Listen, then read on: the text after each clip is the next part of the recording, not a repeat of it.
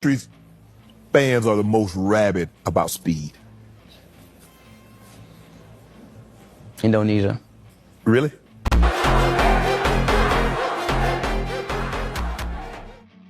Halo semua, selamat datang di channel YouTube Gol Terakhir. Kali ini kami akan membagikan kumpulan berita timnas Indonesia terbaru hari ini, di antaranya sebagai berikut.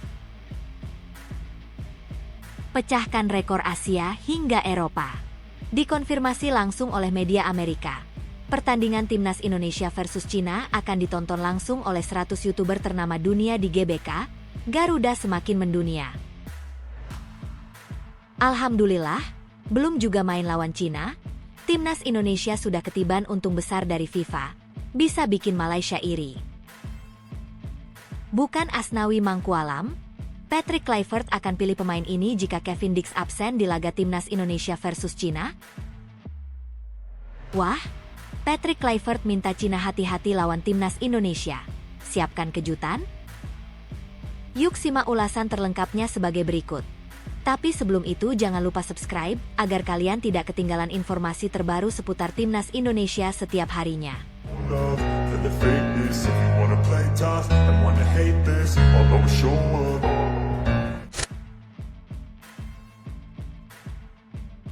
Pecahkan rekor Asia hingga Eropa. Dikonfirmasi langsung oleh media Amerika. Pertandingan timnas Indonesia versus Cina akan ditonton langsung oleh 100 YouTuber ternama dunia di GBK, Garuda semakin mendunia. Dunia seakan berhenti berputar, mata publik internasional kini tertuju ke satu titik di peta yang selama ini jarang disorot dalam jagat sepak bola global, Indonesia. Negeri kepulauan di Asia Tenggara itu kini menjelma menjadi pusat magnet atensi jagat maya, tatkala sebuah laporan mengejutkan mengonfirmasi bahwa pertandingan timnas Indonesia di ajang kualifikasi Piala Dunia 2026 akan dihadiri oleh tidak kurang dari 100 YouTuber ternama dari seluruh penjuru dunia. Ya, Anda tidak salah dengar. Bukan 10, bukan 20, tetapi 100 figur paling berpengaruh dalam lanskap digital global akan datang langsung untuk menyaksikan dan meliput laga Indonesia kontra Cina yang digelar pada 5 Juni 2025 mendatang. Informasi ini bukan isapan jempol belaka, melainkan telah dikonfirmasi secara resmi oleh salah satu media ternama Amerika Serikat yang selama ini dikenal kredibel dalam peliputan olahraga dan hiburan global. Fenomena ini bukan hanya menciptakan euforia di dalam negeri, tetapi juga memecahkan rekor sebagai pertandingan sepak bola Asia pertama yang dihadiri oleh jumlah YouTuber asing terbanyak dalam satu agenda resmi FIFA Matchday. Bahkan di Eropa, yang selama ini menjadi kiblat sepak bola dunia, belum pernah ada pertandingan kualifikasi sekelas laga Indonesia versus Cina yang mampu menyedot perhatian ratusan kreator konten kelas dunia. Beberapa nama besar yang disebutkan dalam laporan tersebut termasuk Ishou Speed, YouTuber sensasional asal Amerika yang terkenal dengan ulah gilanya saat mendukung Cristiano Ronaldo. Speed, sapaan akrabnya, diketahui telah memesan tempat khusus di Stadion Gelora Bung Karno dan akan membuat vlog eksklusif sepanjang perjalanannya ke Indonesia. Kabar kehadirannya saja sudah cukup untuk mengguncang jagat internet. Namun yang membuat situasi menjadi lebih dahsyat adalah fakta bahwa dia tidak datang sendiri. Bersama Speed, hadir pula sederet nama besar lain yang selama ini menjadi panutan jutaan anak muda di berbagai belahan dunia.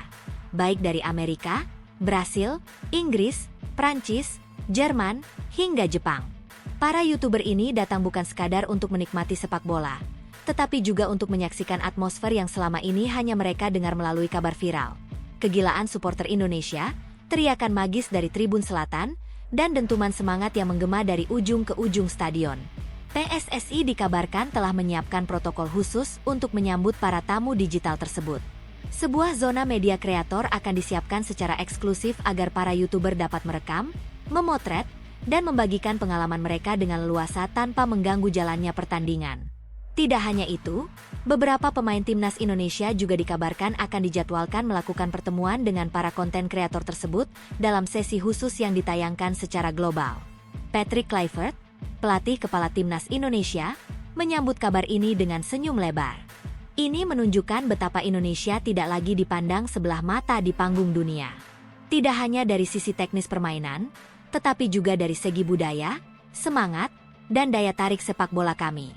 Ini bukan hanya pertandingan, ini adalah perayaan, ujar ex-legenda Belanda itu.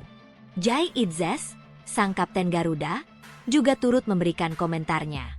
Ini luar biasa. Bayangkan saja, kami bermain di depan puluhan ribu supporter yang fanatik, dan kini akan disaksikan pula langsung oleh 100 YouTuber top dunia yang videonya bisa menjangkau ratusan juta penonton. Ini bukan tekanan, ini motivasi. Pertandingan kontra Cina ini memang memiliki daya tarik tersendiri.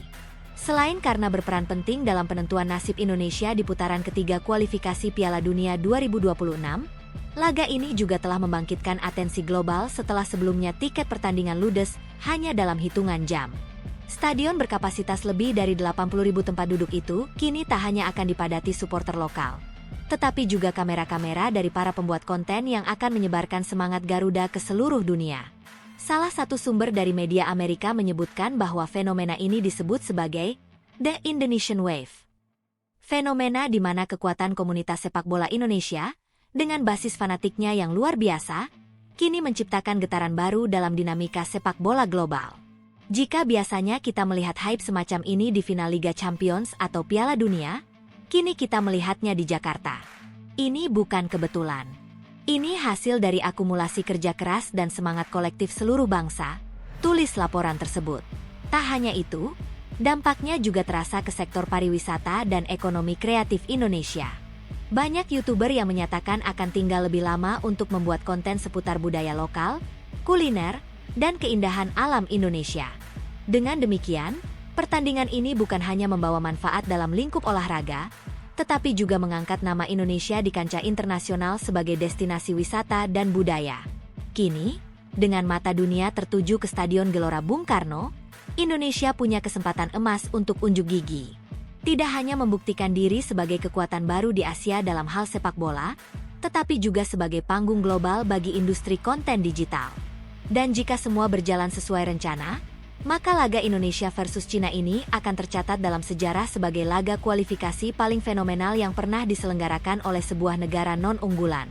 Satu hal yang pasti, saat peluit pertama dibunyikan pada tanggal 5 Juni 2025 nanti, dunia tidak hanya akan menyaksikan sebuah pertandingan sepak bola. Mereka akan menyaksikan sejarah. Mereka akan menyaksikan bagaimana timnas Indonesia, negeri yang dulu hanya menjadi penonton di pinggir kompetisi global, kini telah mengambil tempat di tengah panggung. Dengan 100 kamera dari YouTuber kelas dunia yang siap merekam setiap detiknya, inilah saatnya Indonesia bersinar. Dan ketika video-video itu nanti ditonton oleh ratusan juta orang di seluruh dunia, hanya satu hal yang bisa diucapkan oleh mereka yang menyaksikannya. Inilah sepak bola Indonesia. Inilah kekuatan Asia yang sebenarnya. Alhamdulillah, belum juga main lawan Cina, Timnas Indonesia sudah ketiban untung besar dari FIFA, bisa bikin Malaysia iri. Sebelum melawan Cina, Timnas Indonesia sudah ketiban untung dari FIFA yang bisa bikin Malaysia iri mendengarnya. Dalam hitungan hari, Timnas Indonesia akan menerima lawatan Cina pada matchday ke-9 Grup C putaran ketiga kualifikasi Piala Dunia 2026 zona Asia. Sesuai jadwal, laga Timnas Indonesia versus Cina akan dihelat di Stadion Utama Gelora Bung Karno, SUGBK, Jakarta, Kamis 5 Juni 2025 pukul 20.45 waktu Indonesia Barat. Di atas kertas, skuad Garuda arahan Patrick Kluivert diyakini lebih diunggulkan untuk memenangkan duel kontra tim naga besutan Branko Ivankovic. Pasalnya, Jai Idzes dan kolega akan bermain di hadapan dukungan ribuan supporter Garuda. Terlebih, Timnas Indonesia dalam kepercayaan diri yang tinggi. Kepercayaan diri pasukan Merah Putih meningkat usai di laga terakhirnya menang 1-0 atas Bahrain pada 25 Maret 2025 yang juga di SUGBK. Kemenangan itu membuat Timnas Indonesia untuk sementara duduk di peringkat keempat klasemen sementara Grup C dengan 9 poin. Jai Idzes dan kawan-kawan masih memiliki peluang lolos langsung asalkan finish sebagai runner-up untuk menemani Jepang sebagai juara Grup C. Jika gagal lolos otomatis, Timnas Indonesia masih memiliki cara via putaran keempat dengan harus finish di posisi 3 atau 4 pada putaran ketiga ini. Karenanya, kemenangan atas Cina menjadi harga mati bagi pasukan Garuda jika ingin menjaga asa lolos ke panggung dunia tahun depan. Di samping target memenangkan tiket ke Piala Dunia 2026, Timnas Indonesia justru mendapatkan keuntungan dari FIFA sebelum melawan Cina. Keuntungan yang dimaksud adalah FIFA membuat ranking Timnas Indonesia naik satu peringkat dari 123 menjadi 122 dunia. Sebelumnya, berdasarkan update resmi FIFA terbaru per 3 April 2025, skuad Garuda berada di peringkat 123 dengan 1142,92 poin. Namun menurut laman Football Ranking, ranking FIFA Timnas Indonesia melonjak satu anak tangga usai Niger kalah dari Oman 1-4.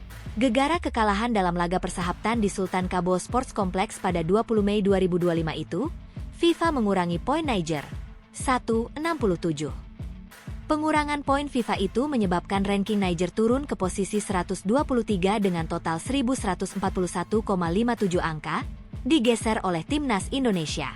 Padahal, Timnas Indonesia belum mengeluarkan keringat. Berhubung FIFA mengurangi poin Niger, skuad Garuda pun jelas diuntungkan. Selanjutnya, Timnas Indonesia memiliki momentum emas untuk kembali naik di ranking FIFA jika meraih kemenangan atas Cina.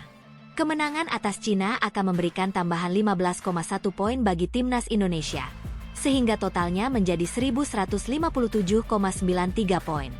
Dengan jumlah tersebut, Timnas Indonesia diperkirakan akan naik tajam 6 tingkat ke peringkat 117 dunia.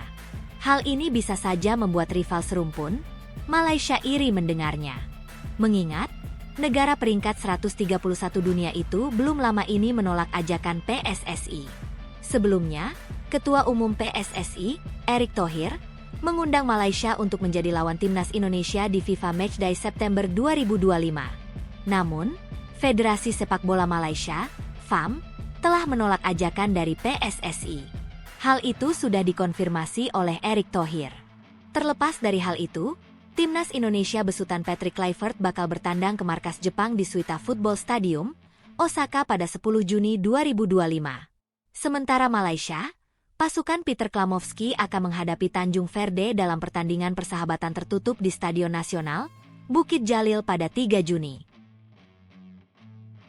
Bukan Asnawi Mangkualam, Patrick Kluivert akan pilih pemain ini jika Kevin Dix absen di laga Timnas Indonesia versus Cina.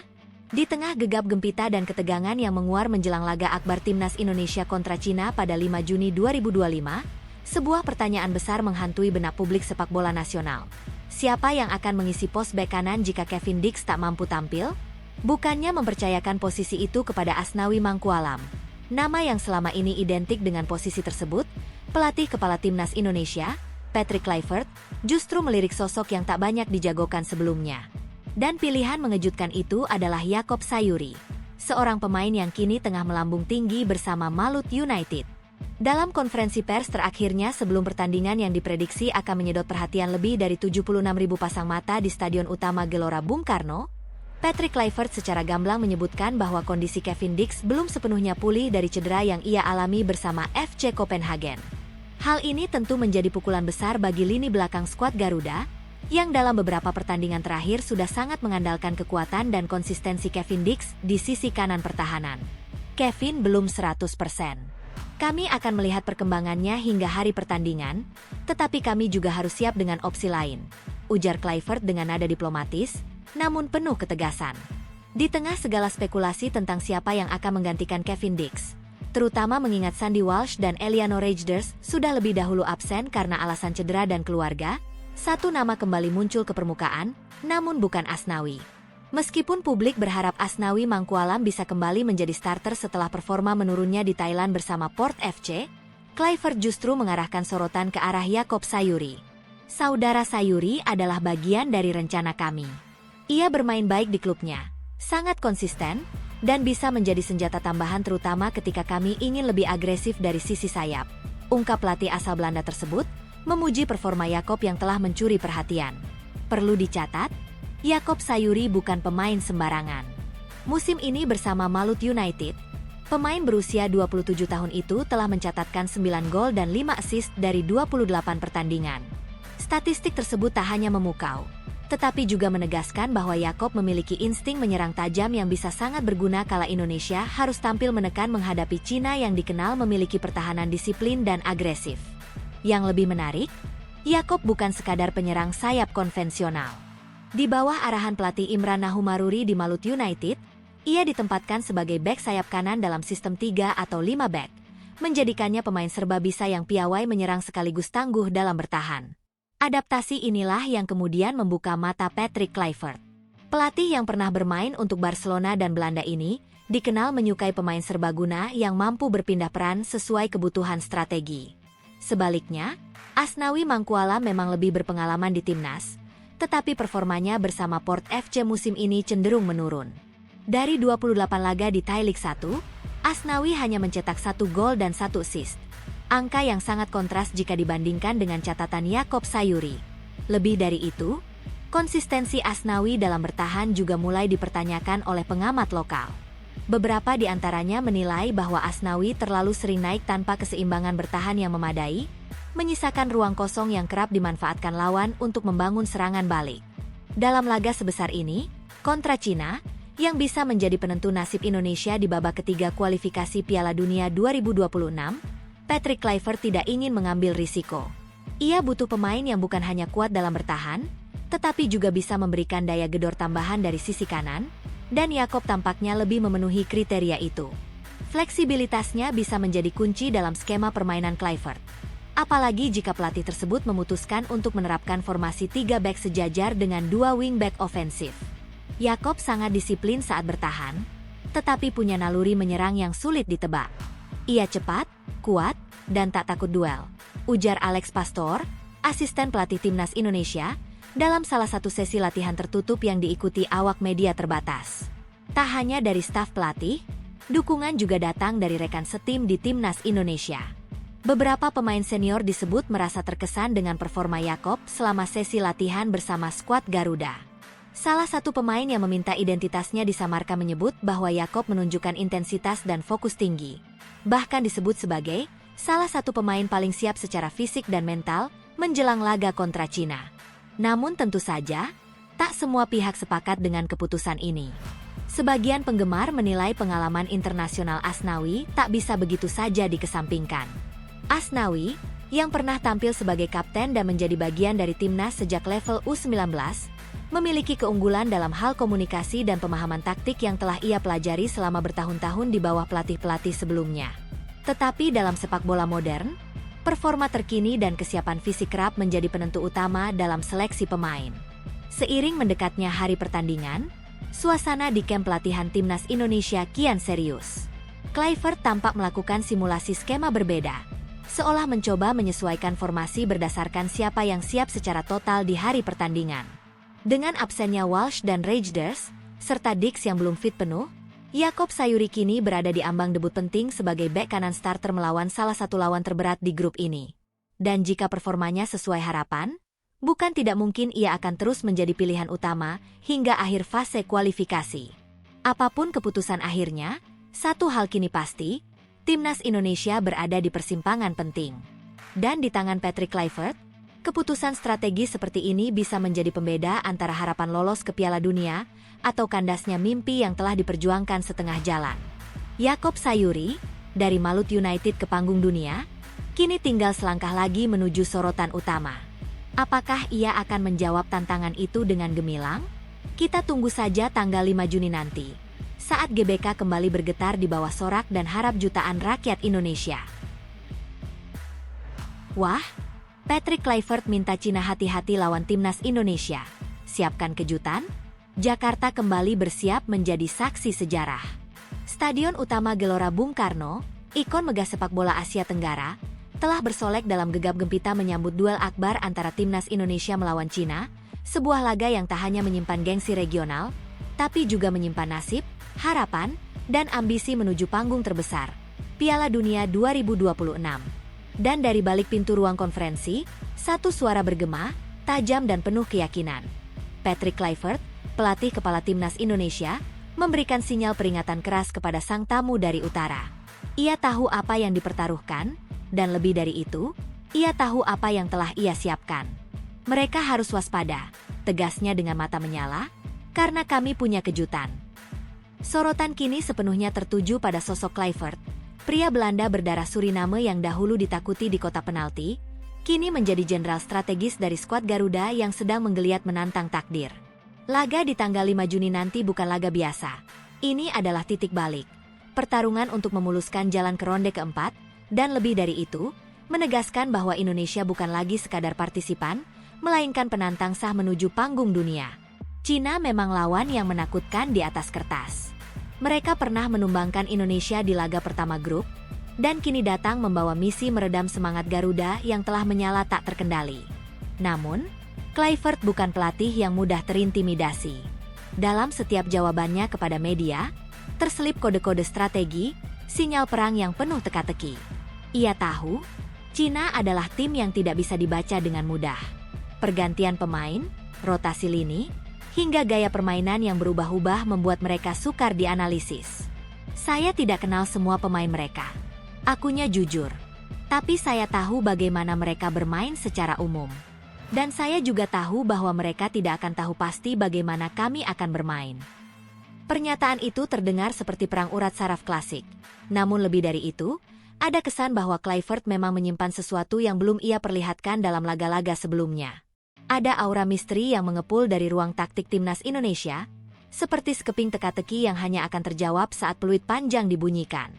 Apakah itu perubahan formasi? Rotasi pemain kejutan? Atau mungkin kehadiran 1-2 nama muda yang selama ini disembunyikan dari radar musuh? Semua masih misteri. Namun satu hal yang pasti, SUGBK akan menjadi ladang pembuktian. Di sisi lain, Kluivert juga tidak menampik bahwa Cina tetap lawan berat. Ia menyebut lini depan mereka sebagai sektor yang patut diwaspadai, dengan kecepatan dan presisi yang bisa menciptakan mimpi buruk dalam satu momen kelengahan. Tapi alih-alih khawatir, Kluivert menantang balik, yang lebih penting adalah bagaimana kami bermain. Mereka yang seharusnya memikirkan kami. Pernyataan itu menjadi sinyal kuat bahwa Indonesia takkan bermain defensif. Garuda akan terbang tinggi di hadapan publiknya sendiri, menyerang dengan keberanian, menguasai dengan dominasi, dan menggempur dengan determinasi. Kami harus memainkan permainan yang dominan. Tegasnya, nyaris seperti deklarasi perang. Kami bermain di rumah sendiri, dan mereka harus merasakannya. Sementara itu, atmosfer di tanah air sudah mendidih. Tiket ludes hanya dalam hitungan jam, dan 76.000 jiwa siap membentuk lautan merah yang menakutkan bagi siapapun yang datang sebagai lawan. Harga tiket yang sempat menjadi kontroversi, bahkan disorot media Malaysia karena jauh lebih mahal dari tiket laga timnas Malaysia, ternyata tidak mampu menahan laju antusiasme rakyat Indonesia. Bahkan dengan harga mencapai 1,75 juta rupiah untuk kategori VIP, stadion tetap penuh sesak. Hal ini jelas menunjukkan betapa rakyat Indonesia tak sekadar mencintai timnas, tapi juga percaya bahwa mereka sedang menyaksikan kebangkitan besar. Cina pun bukan tanpa tekanan. Mereka sadar, kekalahan di Jakarta bisa membuat posisi mereka rawan. Dan kini, mereka menghadapi tim yang tengah berada dalam performa menanjak, dengan pelatih yang bukan hanya punya pengalaman kelas dunia, tapi juga keberanian untuk membawa warna baru dalam taktik dan motivasi. Kluivert bukan tipe pelatih yang akan bermain aman. Ia tahu, hanya dengan bermain menyerang dan penuh percaya diri, Indonesia bisa menaklukkan tembok besar bernama Cina. Dalam penutupan konferensinya, Kluivert kembali mengingatkan bahwa fokus adalah segalanya. Ia mengerti bahwa atmosfer stadion bisa menjadi tekanan atau kekuatan, tergantung bagaimana pemain memaknainya. Maka, ia mengarahkan pasukannya untuk memanfaatkan euforia sebagai bahan bakar, bukan gangguan. Kami harus fokus penuh. 3 poin ini sangat penting, katanya. Dan ketika ditanya apakah ia menyiapkan kejutan, Kluivert hanya tersenyum. Tak ada jawaban pasti, tapi justru itulah jawabannya. Dalam sepak bola, diam seringkali lebih nyaring dari teriakan. Kami sudah siap, ujarnya mantap. Dan mereka harus hati-hati. Maka, ketika mentari terbenam pada 5 Juni dan malam mulai turun di atas langit Jakarta, rakyat Indonesia tahu bahwa mereka tidak sedang menyaksikan laga biasa. Mereka akan menjadi bagian dari sejarah. Sebuah malam yang mungkin kelak akan diceritakan kembali sebagai momen ketika Garuda benar-benar mengepakkan sayapnya menuju dunia. Dan di tengah semua itu, Patrick Kluivert berdiri tegak, mengatur strategi, meniupkan semangat, dan mungkin saja meledakkan kejutan. Media asing soroti harga tiket timnas Indonesia versus Cina dibandingkan harga tiket timnas Malaysia. Di tengah gegap gempita sambutan masyarakat Indonesia terhadap laga krusial kontra Cina di Stadion Utama Gelora Bung Karno, Jakarta, sebuah fenomena kembali menjadi sorotan internasional. Bukan soal formasi Patrick Kluivert, Bukan pula tentang siapa yang akan menggantikan Kevin Dix atau berapa gol Tom Haye akan ciptakan. Justru, sorotan dunia kini tertuju pada hal yang tak banyak dibahas dalam taktik lapangan. Harga tiket pertandingan Timnas Indonesia. Tak tanggung-tanggung, sejumlah media asing, terutama dari Malaysia, menyoroti mahalnya harga tiket pertandingan yang akan digelar pada 5 Juni 2025 itu. Salah satu yang paling vokal adalah Stadium Astro, media olahraga yang cukup berpengaruh di negeri jiran. Dalam ulasannya, mereka bahkan menyandingkan harga tiket laga Timnas Indonesia melawan Cina dengan pertandingan kandang Timnas Malaysia sendiri yang dijadwalkan melawan Vietnam beberapa hari setelahnya. Rp455 atau sekitar Rp1,75 juta untuk satu tiket VIP di SUGBK, namun tetap ludes dalam hitungan jam. Tulis Stadium Astro dengan nada takjub. Jumlah 76.000 tiket telah habis terjual. Tak peduli harga, masyarakat Indonesia tetap menyerbu stadion seolah ini final Piala Dunia. Sorotan tersebut tak muncul tanpa sebab. Stadium Astro mencatat bahwa harga tiket termurah untuk pertandingan Timnas Indonesia ini dimulai dari Rp300.000, Rp78, untuk tribun atas. Sementara kursi di tribun selatan dan utara dihargai Rp600.000, Rm156, tribun barat dan timur Rp1,25 juta, Rm325, dan kategori VIP mencapai angka tertinggi yaitu Rp1,75 juta, Rm455. Sebagai pembanding, media itu memaparkan harga tiket pertandingan Timnas Malaysia kontra Vietnam di Stadion Nasional Bukit Jalil. Harga tiket termurah hanya Rm40 atau sekitar Rp150.000 untuk tribun terbuka. Grandstand dijual seharga Rm60, Rp230.000, dan kategori premium dibanderol Rm70, Rp270.000. Bahkan, tiket khusus anak-anak bisa didapat hanya dengan Rm5 atau Rp20.000. Angka yang terkesan, mainan, jika dibandingkan dengan sistem penjualan tiket pertandingan Timnas Indonesia. Perbandingan ini tentu membuat banyak pihak angkat alis. Bagaimana mungkin harga tiket pertandingan di Indonesia bisa melambung sedemikian tinggi? Kenapa masyarakat Indonesia tetap rela membayar harga tersebut? Dan apa yang membuat PSSI mematok angka yang tergolong fantastis itu? Masyarakat Indonesia, dalam hal ini supporter Timnas Garuda, tampaknya tak terlalu mempermasalahkan harga tinggi tersebut. Faktor kebanggaan, atmosfer patriotik, dan euforia menyaksikan skuad terbaik Garuda berlaga di tanah sendiri menjadi alasan utama mengapa mereka berduyun-duyun menyerbu tiket online meski harganya terbilang mahal. Di balik keputusan harga ini, terdapat juga alasan rasional dari pihak federasi. Arya Sinulinga, anggota Exco PSSI, pernah menjelaskan kepada publik bahwa harga tiket tinggi bukanlah tanpa tujuan. Dalam pernyataannya pada tahun lalu, Arya menyebutkan bahwa tingginya harga tiket adalah bagian dari strategi untuk memperkuat pendanaan tim nasional. Perlu kalian tahu, ini memang berat sekali bagi kami PSSI untuk membuat harga seperti sekarang ini, kata Arya kala itu. Tapi, jika kita ingin Timnas Indonesia semakin kuat, maka dibutuhkan dana yang semakin besar pula. Pernyataan tersebut mendapat respons beragam. Ada yang mendukung penuh kebijakan PSSI karena memahami pentingnya pembiayaan program jangka panjang. Namun, tidak sedikit juga yang mengkritik karena menganggap sepak bola seharusnya bisa dinikmati oleh semua kalangan, termasuk masyarakat menengah ke bawah. Namun, faktanya berbicara, SUGBK tetap penuh sesak. Tiket tetap habis terjual. Dan puluhan ribu supporter akan kembali bernyanyi, menari, dan meneriakkan dukungan penuh semangat saat Mars Garuda berkumandang di langit Jakarta. Bahkan, di tengah banding harga yang begitu mencolok antara Indonesia dan Malaysia, satu hal menjadi pembeda yang mencolok: antusiasme publik. Di Indonesia, masyarakat tak hanya sekadar penonton. Mereka adalah bagian dari pertandingan itu sendiri. Mereka adalah atmosfer. Mereka adalah tekanan bagi lawan. Dan mereka adalah energi yang tak tergantikan bagi tim nasional. Jika dibandingkan dari sisi nilai nominal, memang harga tiket Timnas Indonesia bisa mencapai lebih dari 6 kali lipat dibandingkan harga tiket tertinggi Timnas Malaysia. Namun, jika dibandingkan dari sisi nilai emosional dan kebanggaan nasional, angka itu tampak sepadan, bahkan mungkin terlalu murah. Di Malaysia, Stadion Bukit Jalil juga akan penuh. Namun di sana, tiket premium hanya dijual seharga Rm70. Sedangkan di Indonesia, Supporter tak ragu merogoh kocek sampai 1,75 juta rupiah demi duduk di tribun VIP.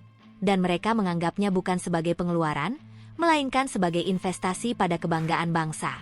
Tak bisa disangkal bahwa timnas Indonesia kini bukan sekadar tim sepak bola. Mereka adalah simbol kebangkitan nasional di pentas internasional. Setiap pertandingan bukan hanya soal 3 poin, melainkan soal harga diri dan representasi mimpi jutaan orang.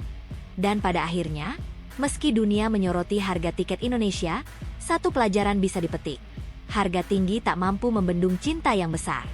Masyarakat Indonesia telah memilih untuk membayar lebih demi kebahagiaan yang tak ternilai. Melihat merah putih berkibar gagah, diiringi suara gemuruh rakyat sendiri yang mengguncang stadion dan menggema hingga ke hati para pemain. Ketika wasit meniup peluit tanda dimulainya laga melawan Cina, seluruh dunia akan menyaksikan bukan hanya 11 pemain melawan 11 pemain, tetapi juga akan menyaksikan bagaimana 76.000 jiwa menjadi satu napas dengan satu harapan, membawa Garuda terbang ke Piala Dunia 2026.